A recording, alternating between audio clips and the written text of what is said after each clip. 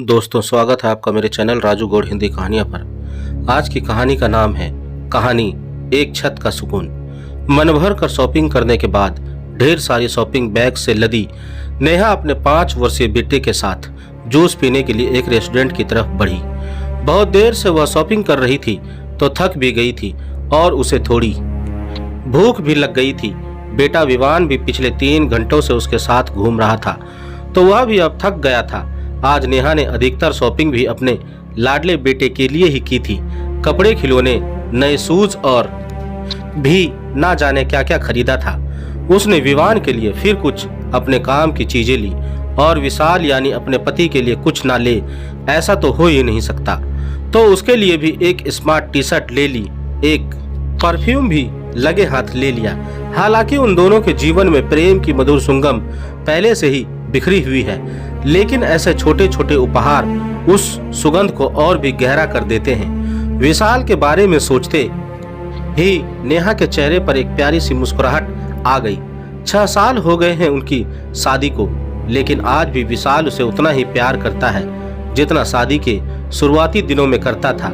इस मामले में नेहा खुद को बेहद किस्मत वाली मानती है। विशाल ने ही विवान जैसा प्यारा बेटा देकर उसे परिपूर्ण कर दिया था। प्यार से विवान का हाथ थामे वह आगे बढ़ रही थी कि अचानक एक जाने पहचाने चेहरे पर नजर पड़ते ही वह चौंकी। सामने से लगभग उसी की उम्र की एक युवती आ रही थी। नेहा को अधिक जोर नहीं देना पड़ा अपनी याददाश्त पर और उसने पहचान लिया कि यह तो ईसा थी। और पहचानती भी कैसे नहीं, जरा भी फर्क नहीं पड़ा था उसके चेहरे में। ठीक वैसी ही तो दिख रही थी जैसी कॉलेज के दिनों में दिखती थी। अरे ईसा, तू कैसी है? कितने सालों के बाद मिल रही है। जैसे ही ईसा थोड़ा पास आई, नेहा उत्साह से उसकी ओर हाथ हिलाकर बोली, मैं ठीक हूँ नेहा, तुम कैसी हो? ईसा भी अचानक अपने सामने नेहा को देखकर खुश हो गई। वह भी हाथ में खूब सारे शॉपिंग बैग्स थामे हुए थी। शायद खरीदारी करने के बाद वह भी रेस्टोरेंट में ही जा रही थी। कहाँ जा रही है? शॉपिंग हो गई क्या तेरी? नेहा ने पूछा। हाँ यार, हो गई। थक गई थी तो सोचा जूस पी लूं, फिर जाती हूँ, ईसा ने बताया। फिर पूछा, और तू, तेरी शॉपिंग हो गई? हाँ, मैं भी जूस पीने ही जा रही थी। चल ना, जूस पीते हैं, साथ ही बातें भी हो जाएगी। कहते हुए नेहा विवान का हाथ थामे रेस्टोरेंट में चली आई। ईसा भी उसके साथ ही अंदर आ गई। अंदर का वातावरण बहुत भला था, अच्छी ठंडक थी। दोनों एक कॉर्नर टेबल पर बैठ गई और अपने शॉपिंग बैग्स दीवार के सहारे टिका दिए। 2-4 टेबलों के ऊपर कुछ युवा जोड़े बैठे हुए अपनी दुनिया में खोए हुए थे। तू वैसी ही वैसी है यार, जैसी 8 बरस पहले थी। उम्र तो तुझे जरा भी नहीं पाई है, नेहा ने प्रश्नात्मक स्वर में कहा। थैंक्स। ईसा के कपोलों पर लाली छा गई। और बता, कब आई यहाँ, कहाँ रहती है? नेहा ने उत्सुकता से पूछा। 1.5 साल हो गया है। जिस कंपनी में जॉब करती थी उसने एक ब्रांच यहाँ खोली है, तो मेरा ट्रांसफर यहाँ कर दिया गया है, तब से यहीं हूँ, ईसा ने बताया। तू 1.5 साल से यहाँ है और मुझे पता भी नहीं, नेहा ने कहा। सॉरी यार, मेरे फोन में से सारे कॉन्टैक्ट डिलीट हो गए तो किसी से संपर्क ही नहीं रहा, पर अच्छा हुआ आज तू मिल गई, ईसा खुश होते हुए बोली। हाँ यार, मन की बातें तो दोस्तों के साथ ही साझा करने में मजा आता है। अच्छा हुआ तू भी यहीं आ गई, तेरा साथ हो जाएगा। नेहा भी खुश थी कि चलो कोई तो पुरानी सहेली मिली जिससे दिल की बातें कर सके। नेहा और ईसा 5 साल तक एक ही कॉलेज में साथ पढ़ी थी। दोनों बहुत पक्की सहेलियां तो नहीं थी, लेकिन अच्छी दोस्त थी।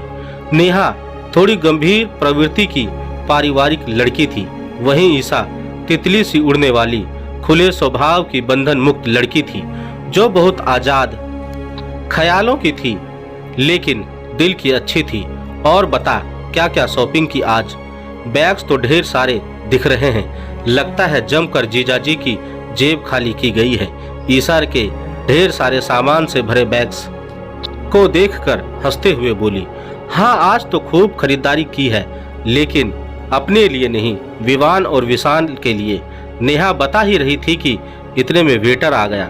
नेहा ने 2 गिलास मिक्स फ्रूट जूस और विवान के लिए आइसक्रीम ऑर्डर की। विवान को बैग की उसकी मनपसंद कार निकालकर खेलने के लिए दे दी। वह कार से खेलने में मगन हो गया। ओह, तो क्या क्या लिया जीजू के लिए? ईसा शरारत से मुस्कुराई। ज्यादा कुछ नहीं, बस एक टी शर्ट पसंद आई तो ले ली और विशाल की पसंद का एक परफ्यूम। नेहा ने बताया और साथ ही पूछा, तू अपने बारे में बता ना कुछ। जीजा जी क्या करते हैं? तेरी ही कंपनी में है क्या? बच्चे कहाँ हैं? कितने साल हुए शादी को? अरे बाप रे, इतने सारे सवाल। तूने तो सवालों की राइफल ही तान दी मुझ पर। मैंने शादी नहीं की यार, तू तो जानती है मैं बंधन पसंद नहीं करती, स्वतंत्र रहना चाहती हूँ। यह परिवार का झंझट मुझसे नहीं होता। ईसा बोली, परिवार तो सबके लिए जरूरी है, यूं अकेले जीवन नहीं काटा जा सकता ईसा। शादी तो हमें एक मजबूत नींव प्रदान करती है जिस पर हम अपने सपनों का घर बनाते हैं। फिर बच्चे भी तो जरूरी हैं, उन्हीं से तो जीवन की रौनक होती है। नेहा ने उसे समझाया, भाई मुझसे तो यह सब होगा नहीं। मैं किसी के इशारों पर नाचने वाली गुलाम बनकर नहीं रह सकती। मैं किसी की सेवा टहल नहीं कर सकती। मैं तो स्वतंत्र रहना ही पसंद करती हूँ। ईसा मस्ती से बोली, किसने कहा कि शादी का मतलब किसी के इशारों पर नाचना होता है या किसी की गुलामी होता है? यह तो एक खूबसूरत बंधन है जिसमें हमें भी तो अपना सुख दुख बांटने वाला, परवाह करने वाला साथी मिलता है। आज नहीं तो कल एक साथी की जरूरत तो तुझे भी पड़ेगी ना। सारा जीवन यूं अकेले तो कट नहीं सकता। नेहा का मन उसकी बातें सुनकर थोड़ा उचक गया था। साथी की क्या जरूरत है यार? मेरा बॉस संजय मेरी हर जरूरत का ध्यान रखता है। ना पैसे की कमी है ना किसी दूसरी बात की। पता है, एक शानदार फ्लैट लेकर दिया है उसने मुझे, और आज शॉपिंग करने के लिए पैसे भी उसने ही दिए हैं। डायमंड ईयर रिंग्स लिए हैं मैंने आज, ईसा ने बेझिझक बताया। तभी वेटर जूस के गिलास और आइसक्रीम का कप टेबल पर रख गया। नेहा ने विवान को आइसक्रीम दी।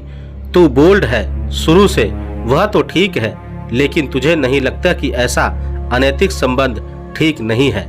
संजय क्या आगे तुझसे शादी करेगा? नेहा का मन खिन्न हो गया था। वह तो पहले से ही शादीशुदा है, और वैसे भी मुझे भी कहाँ शादी करनी है उससे। ईसा लापरवाही से जूस के घूंट भरती हुई बोली, क्या शादीशुदा है? तू जानती भी है यह क्या खिलवाड़ कर रही है तू अपने जीवन से? नेहा चौंक कर बोली, छोड़ यार, क्या फर्क पड़ता है? ईसा लापरवाही से बोली, क्या फर्क है तेरे और मेरे जीवन में, रिश्ते में? प्यार तो प्यार है। मैं और संजय एक दूसरे से प्यार करते हैं। अच्छी मैच्योर अंडरस्टैंडिंग है हमारे बीच। संजय के साथ जिंदगी बेहद सुकून से बीत रही है, बेहद खुशहाल मस्ती भरी। संजय हर प्रॉब्लम में छाता बनकर ढक देता है मुझे, बस और क्या चाहिए? ईसा उसी लापरवाही से बोली, फर्क पड़ता है ईसा, बहुत फर्क पड़ता है। मेरे सिर पर छत है और तेरे सिर पर छाता। घर परिवार छत के नीचे बनता है, छाते के नीचे नहीं। तेज हवा में छाता उड़ जाता है लेकिन छत नहीं उड़ती।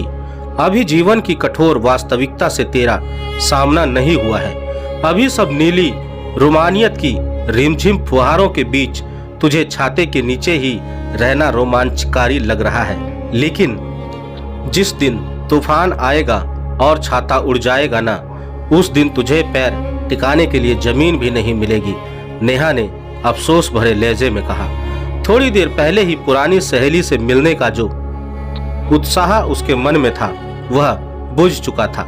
ईसा के मना करने के बाद भी नेहा ने वेटर को बुलाकर जूस और आइसक्रीम के पैसे चुका दिए और विवान का हाथ पकड़कर रेस्टोरेंट से बाहर आ गई। ईसा हतप्रभ सी थोड़ी देर वहीं बैठी रही, फिर मुंह बिचकाकर बहा कर एक टैक्सी पकड़कर अपने फ्लैट पर चली आई।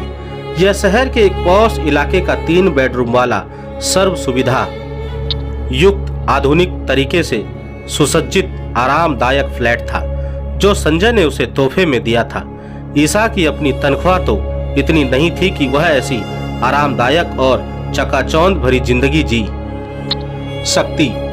यहाँ नौकर चाकर और सुविधा की हर वस्तु उपलब्ध थी और संजय के साथ हर रात रंगीन।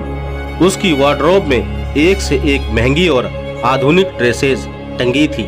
ड्रेसिंग टेबल के ड्रॉर में महंगी गोल्ड और डायमंड की ज्वेलरी थी जो उसके जन्मदिन पर या वैलेंटाइन डे पर संजय ने उसे गिफ्ट की थी। कुल मिलाकर वह जिंदगी के पूरे मजे लूट रही थी और क्या चाहिए जीने के लिए। ना कोई जिम्मेदारी, ना फालतू झंझट। ईसा की यही सोच थी कि पूरी जिंदगी बस ऐसे ही चैन और आराम से गुजर जाए। वह जीवन की रंगीनियों में ही खोई रहने वाली लड़की थी। क्या हुआ अगर संजय शादीशुदा है और उसे अपने परिवार को भी समय देना पड़ता है, लेकिन ऑफिस में तो दिन भर दोनों आसपास रहते हैं। मौका मिलते ही संजय उसे अपने केबिन में बुला लेता है और हफ्ते में कम से कम 3 रातें तो उसके साथ ही गुजारता है। फिर टूर पर भी तो साथ ले जाता है उसे अक्सर ही। 3 साल से वह संजय से प्यार करती है और वह उससे, और भला क्या चाहिए। ईसा को फिर से नेहा की बातें याद आ गई, लेकिन उसने उन्हें दिमाग से झटक दिया। नौकर उसके लिए चाय बना लाया और रात के खाने में उसकी पसंद पूछने लगा। ईसा अपने भाग्य पर इठलाती चाय का कप लेकर बालकनी में आ बैठी। वह आराम से कुर्सी पर पसर कर गर्मा गर्म चाय का आनंद ले रही है और वहां नेहा बेचारी पति बच्चे की फरमाइश पूरी करती रात के खाने की तैयारी में जुटी होगी। और ईसा व्यंग से मुस्कुरा दी। कहा ईसा की हाई प्रोफाइल लाइफ और कहा नेहा की वह मध्यम वर्गीय कोल्हू के बैल जैसी गृहस्थी की चक्की में पिसती जिंदगी। इधर अपने पर लौटी नेहा ईसा की बातों से व्यथित थी, लेकिन इसे लौटने तक विशाल के घर आने का समय हो चला था। सामान रखकर उसने फटाफट चाय चढ़ा दी गैस पर। विवान के कपड़े बदलवा कर हाथ मुंह धो दिए, खुद भी चेंज करके फ्रेश हो गई। थोड़ी ही देर में विशाल भी आ गया। नेहा अपनी और विशाल की चाय लेकर ड्राइंग रूम में आ गई और चाय पीते हुए बड़े उत्साह से लाया हुआ सामान उसे दिखाने लगी। विवान भी अपने कपड़े और खिलौने दिखाने लगा। विशाल दोनों की खुशी देखकर खुश था। दिन तेजी से बीत रहे थे। अपने परिवार में मगन नेहा ईसा को कब का भूल चुकी थी। ईसा से मिले हुए भी उसको 2 साल बीत चुके थे। एक दिन घर के लिए किराने का सामान लेने वह सुपर मार्केट गई। घर पर विशाल के माता पिता अर्थात नेहा के सास ससुर आए हुए थे, तो नेहा विवान को घर पर ही छोड़ आई थी। यूं भी वह अपने दादा दादी के साथ बहुत खुश रहता था। नेहा भी निश्चिंत होकर सामान लेने आ गई। परिवार का यही तो सुख और सुरक्षा है। ट्रॉली भर सामान लेने के बाद नेहा बिलिंग के लिए काउंटर देखने लगी, तो एक काउंटर पर भीड़ कम देखकर वह उसी लाइन में चली गई। जब नेहा की बारी आई तो बिलिंग करने वाली लड़की को वह देखकर बुरी तरह से चौंक गई। वह लड़की भी नेहा को देखकर शक पका गई थी। नेहा ने उसे गौर से देखा। हाँ, वह ईसा ही थी, लेकिन कितनी बदल गई थी। शरीर बेडोल हो गया था, चेहरे की रंगत फीकी बढ़ गई थी और अपनी उम्र से 10 साल बड़ी लग रही थी। आंखों के नीचे काले घेरे पड़े थे, बीमार भी लग रही थी। वह सिर झुकाकर चुपचाप बिलिंग करती रही। जब सारा सामान का बिल बन गया तो नेहा ने पैसे चुकाए और ईसा से साथ आने को कहा। ईसा ने चुपचाप उसकी बात मान ली और काउंटर पर एक दूसरी लड़की को बिठाकर नेहा के साथ चली आई। दोनों पास की एक कॉफी शॉप में आ गई। नेहा ने 2 कप कॉफी का ऑर्डर दिया। तू यहाँ कैसे ईसा? वह भी इस हाल में, ऐसी मामूली नौकरी में? तेरे वह हाई प्रोफाइल महंगे आधुनिक कपड़े और वह डायमंड ईयर रिंग्स कहाँ गए? नेहा ने चुभते स्वर में पूछा। बस कर नेहा, मैं पहले ही किस्मत की मार खा चुकी हूँ। ईसा की आंखें छलछला आई। क्या हुआ? संजय कहाँ है और तेरा यह हाल कैसे हुआ? नेहा ने थोड़ा नरम होते हुए पूछा। संजय अब मेरे साथ नहीं रहता। उसने मुझे छोड़ दिया है, मुझे नौकरी से भी निकाल दिया। मेरे एक्सपीरियंस सर्टिफिकेट में भी मेरे काम में इतनी खामियां लिख दी कि मुझे कहीं अच्छी जगह नौकरी नहीं मिली। आखिर बड़ी मुश्किल से मुझे यहाँ नौकरी मिली। पहली नौकरी मेरी सुंदरता की वजह से संजय ने मुझे दी थी। अब वह बात रही नहीं तो ईशा की आंखों से आंसू बह निकले। लेकिन ऐसा क्यों? तुम दोनों तो एक दूसरे से प्यार करते थे। अच्छी मैच्योर अंडरस्टैंडिंग भी थी तुम दोनों के बीच। नेहा ने कॉफी का घूंट भरते हुए पूछा। मैं तो यही समझती थी, लेकिन 2 साल पहले बाथरूम में पैर फिसल जाने से मेरे पैर की हड्डी टूट गई और साथ ही गिरने की वजह से मेरा गर्भपात भी हो गया।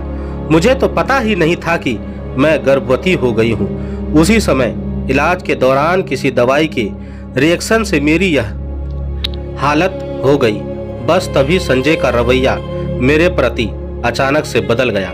मुझे अस्पताल में ही एडमिट करवाकर 8-10 दिन बाद से उसने मेरी खोज खबर लेनी बंद कर दी। ऑफिस के कुछ सहकर्मियों ने ही मेरी देखभाल की।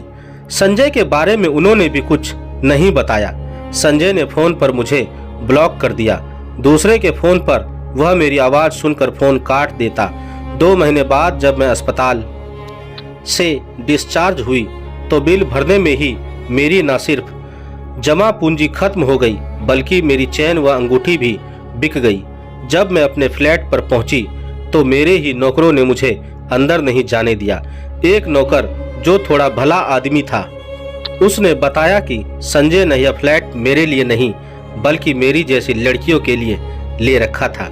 मुझसे पहले भी वहां 2 लड़कियां रह चुकी थी, जिनसे मन भर जाने के बाद संजय ने मुझे रखा। मेरे बाद उसने दूसरी लड़की को अपने जाल में फंसाकर वहां रखा हुआ था। वह नौकर भी उसी के आदमी थे, इसलिए किसी लड़की को कुछ नहीं बताते थे। ईशा ने 2 घूंट पानी पिया और आगे बोली। मुझे ना उसने कपड़े लेने दिए ना और कुछ सामान। मेरे पुराने कपड़े वह बैग में भरकर पहले ही अस्पताल पहुंचा चुका था। अब वही कपड़े और इयररिंग्स उसने किसी दूसरी लड़की को दे रखे हैं। तो अब तू रहती कहाँ है? नेहा ने पूछा। एक परिवार के यहाँ ऊपर एक छोटा सा कमरा ले रखा है किराए पर, वहीं रहती हूँ, ईशा ने बताया। अपने घर क्यों नहीं चली जाती वापस? नेहा बोली। किस मुंह से जाऊं?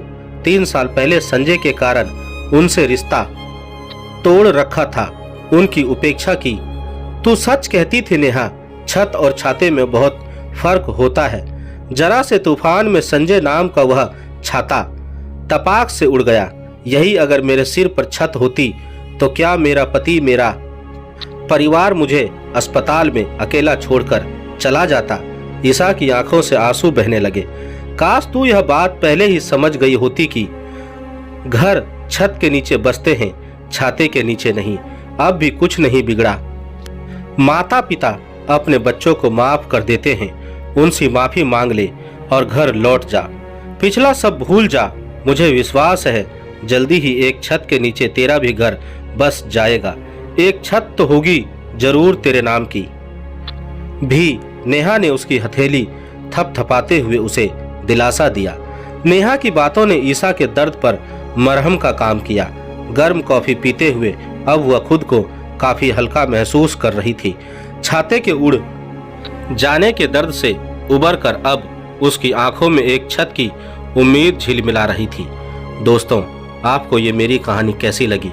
आप मुझे मेरे कमेंट्स बॉक्स में जाकर मुझे बता सकते हैं। और अगर आप मेरे चैनल पर नए हैं तो मेरे चैनल को सब्सक्राइब जरूर करें और बेल आइकन का बटन भी दबा दें। धन्यवाद दोस्तों।